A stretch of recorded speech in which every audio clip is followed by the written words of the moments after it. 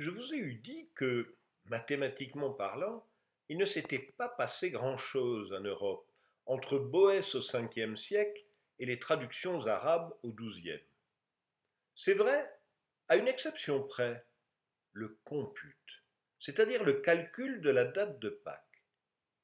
Pourquoi était-ce aussi important et quelle place le compute a-t-il dans l'histoire des mathématiques? C'est ce que nous allons voir. Le christianisme est devenu religion officielle avec l'empereur Constantin Ier, au début du IVe siècle. Oui, enfin ça c'est le résumé hagiographique, outrageusement simplifié. Constantin a bien unifié politiquement l'Empire romain, à qui il a donné une nouvelle capitale, Constantinople. Dans cet empire, les religions ont continué à cohabiter, religions parmi lesquelles le christianisme restait minoritaire. Mais qu'importe, Constantin avait bien compris que pour maintenir la stabilité de l'Empire, il fallait réaliser l'unité du christianisme, menacé par des interprétations et des pratiques différentes. En 325, alors qu'il n'a aucune fonction officielle dans l'Église, dont il n'est même pas membre officiellement, il convoque un concile à Nicée en Turquie, où il réunit des centaines d'évêques pour supprimer deux sources de dissension, l'arianisme et la date de Pâques. Pour l'arianisme, demandez à Google, je n'ai pas bien compris. Pour la date de Pâques, l'enjeu était de bien différencier aux yeux des païens le christianisme du judaïsme. Or, une partie des chrétiens, en particulier en Asie mineure, fêtait la Pâque chrétienne en même temps que la Pâque juive. Le risque de confusion était d'autant plus grand que si la date était la même, l'objet religieux, lui, était totalement différent. Les Juifs fêtaient l'Exode hors d'Égypte, tandis que les chrétiens célébraient la mort du Christ, ou sa résurrection, c'est selon.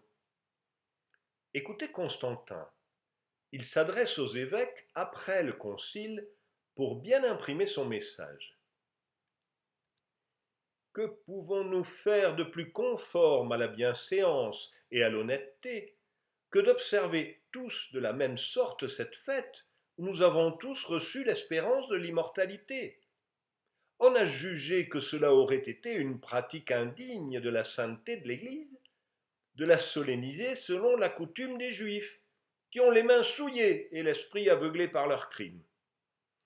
Ils sont si éloignés en ce point-là même de la vérité, qu'il arrive souvent qu'ils célèbrent deux fois la fête de Pâques dans la même année. L'important était donc surtout de se démarquer des Juifs. Pourquoi leur arrivait-il de fêter Pâques, ou plutôt Pessa, deux fois dans la même année?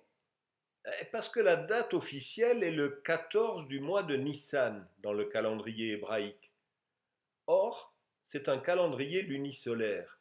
Une année fait 12 mois lunaires, soit 354 jours. Il en manque 11, d'où l'ajout certaines années de mois complémentaires. Ajoutez à cela que le 14 Nissan peut tomber n'importe quel jour de la semaine, et pas forcément un dimanche, qui est le jour du Seigneur pour les chrétiens. Ni Constantin ni le concile de Nicée n'ont défini explicitement la date de Pâques. Il se peut que ce soit la pratique de l'église d'Alexandrie, antérieure au concile, qui se soit progressivement imposée. Le prestige des astronomes d'Alexandrie y a peut-être aidé, mais il aura fallu un bon nombre de siècles pour que la date de Pâques soit la même dans toute la chrétienté. Bref, la définition qui a prévalu jusqu'à nos jours est le dimanche qui suit le 14e jour de la lune qui atteint cet âge à l'équinoxe de printemps ou après. Donc, prenez la première pleine lune après le 21 mars et le premier dimanche qui la suit. Selon les années, cela peut tomber entre le 22 mars et le 25 avril. Cette définition relie symboliquement trois cycles, solaire, lunaire et hebdomadaire. Et déjà, cela ne facilite pas la prévision. Vous pensez peut-être qu'un peu d'astronomie devrait permettre de savoir la date de la pleine lune qui suit l'équinoxe de printemps. Mais non, ce serait trop simple. Aussi bien la définition de l'équinoxe que celle des mois lunaires sont des conventions plutôt que des prévisions astronomiques. À partir de 45 avant Jésus-Christ, le calendrier julien est en vigueur. 365 jours et un de plus tous les 4 ans. C'est légèrement trop, mais on ne s'en inquiétera que bien plus tard. La lune aussi est conventionnelle. Les dates de début de chaque nouvelle lune sont calculées de sorte que 235 lunaisons coïncident exactement avec 19 années. C'est le cycle métonique. La date de Pâques est le résultat d'une suite de calculs arithmétiques de congruence. Il y a 5 cycles qui sont représentés par 5 roues dans l'horloge astronomique de la cathédrale de Strasbourg. De gauche à droite et de haut en bas, vous voyez le cycle solaire, le nombre d'or, l'indiction, les pactes et la lettre dominicale. Le cycle solaire est le rang d'une année dans un cycle de 28 ans. 28, c'est 7 fois 4. Dans le calendrier julien, les jours de la semaine se retrouvent aux mêmes dates au bout de 28 ans. Le nombre d'or est le rang d'une année dans le cycle métonique de 19 ans. Cela n'a rien à voir avec le nombre d'or 1,5 de 1 plus racine de 5, qui est beaucoup plus connu. L'indiction est le vestige d'un cycle romain, modulo 15 celui-là. Les pactes indiquent l'âge de la lune ecclésiastique au 1er janvier, en convenant de désigner par 0 son âge le jour où elle est nouvelle. De la valeur de l'épacte, on déduit la date de la pleine lune qui survient le 21 mars ou immédiatement après. Puis par la lettre dominicale, on obtient la date du dimanche suivant. Pour la lettre dominicale, on fait correspondre les 7 premières lettres à chacun des jours, en commençant par A pour le 1er janvier, puis en répétant le cycle tous les 7 jours. La lettre dominicale de l'année est celle qui correspond au dimanche. Non, non, n'ayez pas peur. Nous n'allons pas détailler le calcul de la date de Pâques cette année. Nous cherchons juste à savoir quelle était la perception qu'avaient les computistes des différentes congruences, modulo 7, 19 ou 28.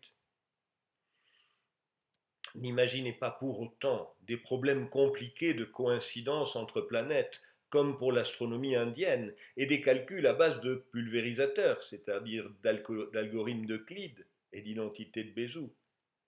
Contrairement aux Indiens, les calculs étaient limités à la seule question de la date de Pâques. Et ils se faisaient en général grâce à des tables croisant les différents cycles.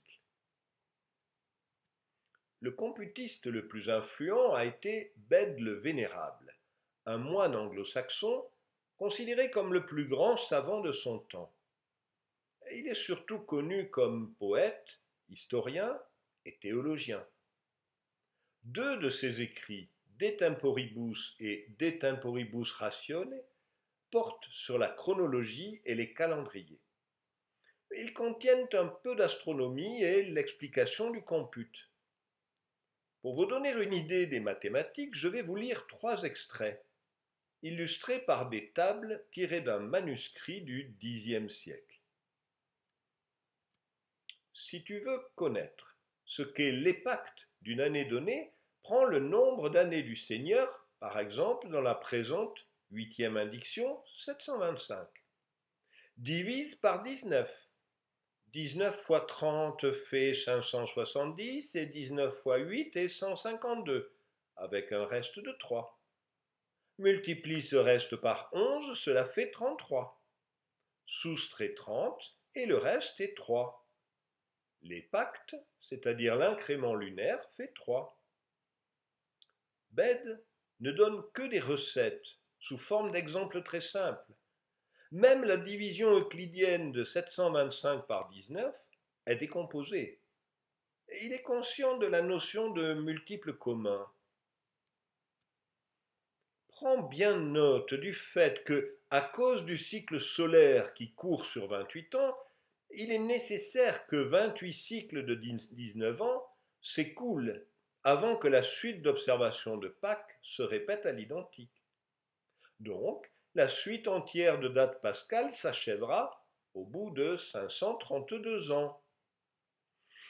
Et vous l'aurez compris, même si les calculs accumulés finissent par atteindre un certain niveau de complexité, les mathématiques restent au niveau de la division euclidienne et de la multiplication d'entiers. Plus que sur le raisonnement, le savoir-faire des computistes repose sur les tables, comme celles que vous voyez, et sur la mémorisation. Comme le dit Bède, le computiste avisé doit mémoriser les 14e jours des lunes du premier mois, de même qu'il mémorise les épactes annuels. Tout de même, Bède signale un autre outil. Il semble utile de rappeler que certains, afin de simplifier les calculs, ont transféré les deux cycles, lunaire et solaire, sur les jointures des doigts. Du fait que la main humaine a 19 jointures, si on y ajoute le bout des doigts, en appliquant chaque année sur une de ces jointures, il commence le cycle lunaire à l'intérieur de la main gauche, à la base du pouce, et le termine à la pointe du petit doigt. L'illustration que vous voyez est tirée d'un manuscrit de la BNF datant du XVe siècle. Il faut dire qu'entre Bède au 8e siècle et la Renaissance, les techniques de compute ont été fidèlement reproduites de manuscrit en manuscrit. On les retrouve dans les livres d'astrologie, bien sûr, mais aussi dans les éphémérides. Voici le calendrier des bergers pour l'année 1493. C'est un livre très richement illuminé qui a eu un grand succès. Sur l'illustration du prologue, l'auteur s'est représenté. Les premières lignes au-dessous de l'image disent « Prologue de l'auteur qui a mis le compost et calendrier des bergers en forme comme s'il était un berger gardant ses brebis au champ, qui ne serait pas clair et n'aurait aucune connaissance des Écritures, mais qui parlerait seulement par son sens naturel et son entendement. » Et de filer la métaphore en se représentant en berger, jouant de la cornemuse au bénéfice de ses aides et de ses chiens. Ici parle le berger, par un prologue contenant la division de son compost et calendrier. Ce que l'auteur désigne par compost est bien le compute, mis au point longtemps auparavant par des religieux comme Bède le Vénérable.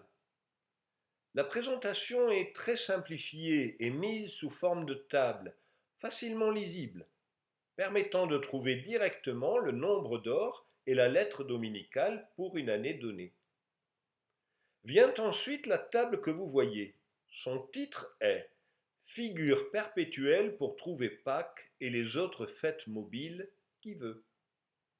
En bas, un autre texte précise « Sur la lettre dominicale prochaine sous le nombre d'or qui court est le jour de Pâques pour l'an du nombre d'or ». Deux symboles signifient mars ou avril. Le nombre d'après les lettres est le quantième du jour du mois. Ayant trouvé cela, on peut facilement savoir les autres fêtes mobiles, c'est-à-dire le carême, l'Ascension et la Pentecôte. L'astronomie et le compute ne sont pas les seuls objectifs. Est aussi fournie une longue description des péchés à éviter.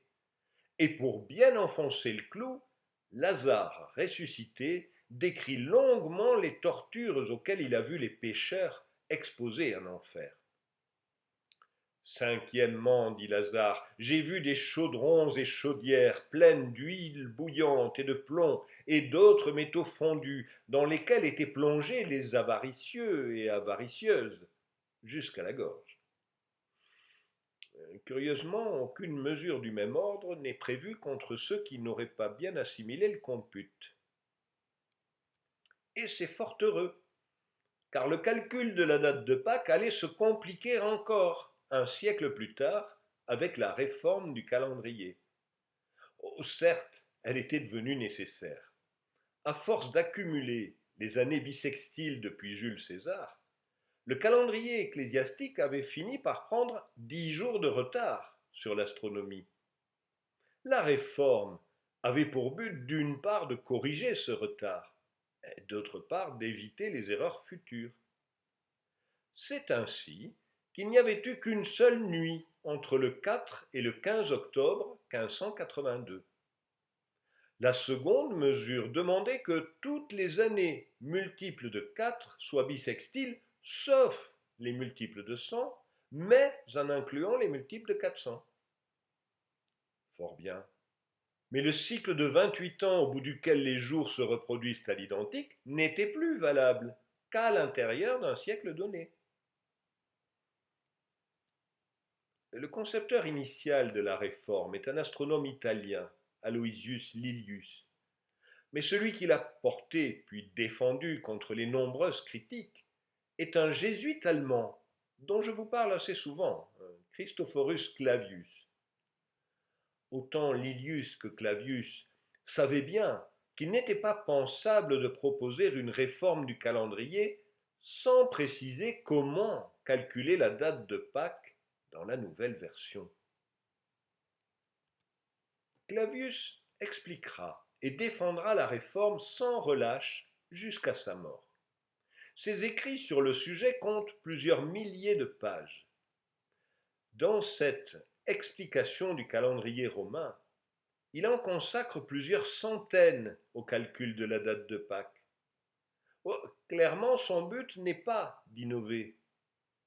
Au contraire, comme l'avait fait Lilius avant lui, il reprend les notions classiques de cycle métonique, nombre d'or, épacte, lettre dominicale, pour examiner pas par pas ce qui change dans le nouveau calendrier.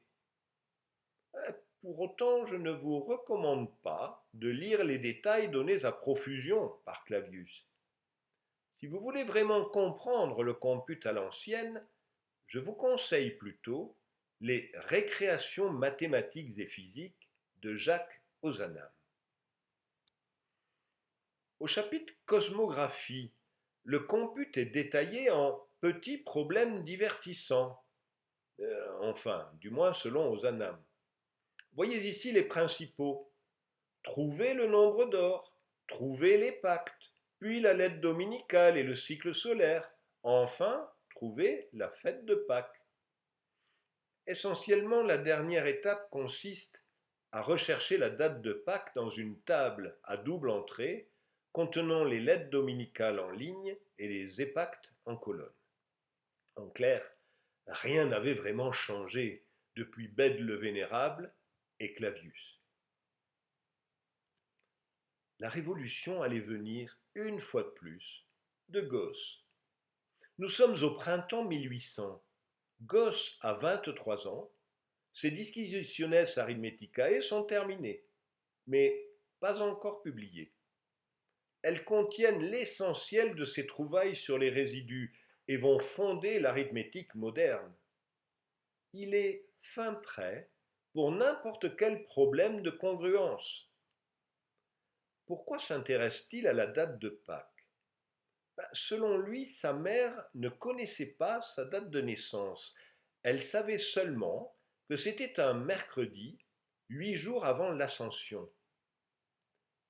Déterminer quel était le jour de l'Ascension en 1777 ne requiert pas forcément de mettre à bas 15 siècles de pratiques computistes.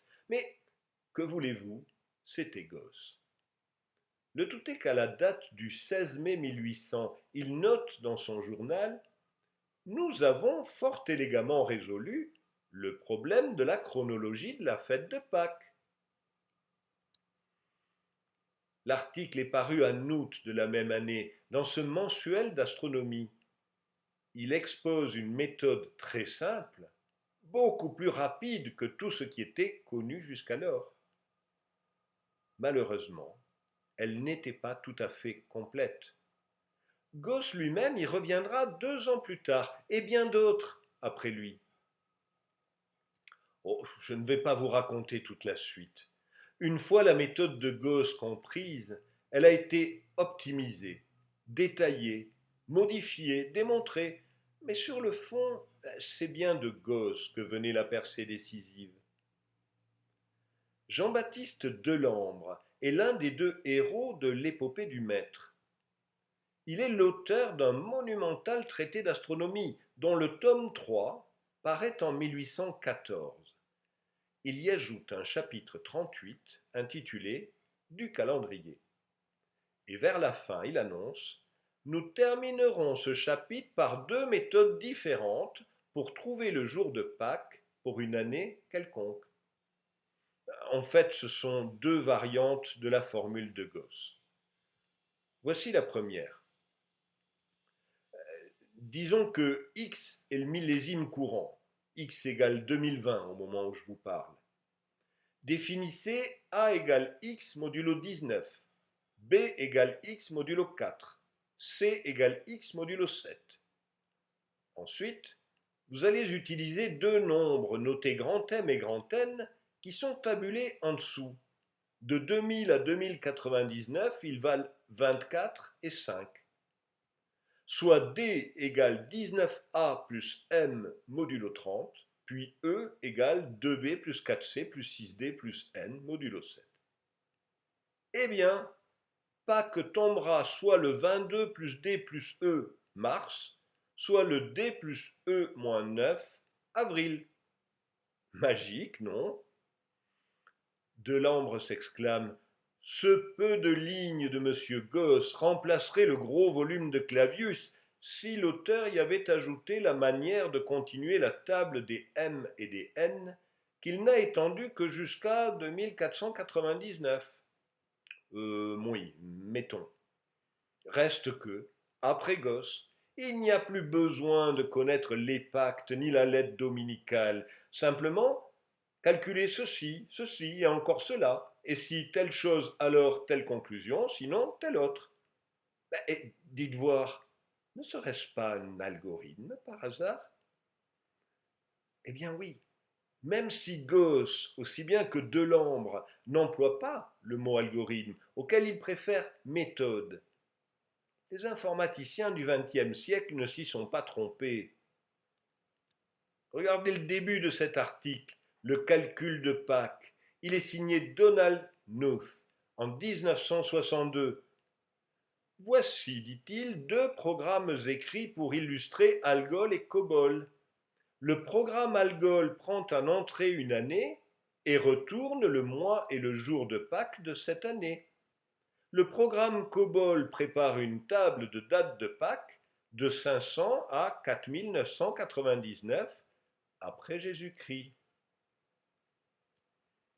Ah, dommage! Moi qui avais précisément besoin de la date de Pâques en 5432. Dites, vous ne voudriez pas me la calculer vite fait? C'est une question de vie ou de mort. Allez, soyez sympa. Vous aurez droit à un œuf décoré.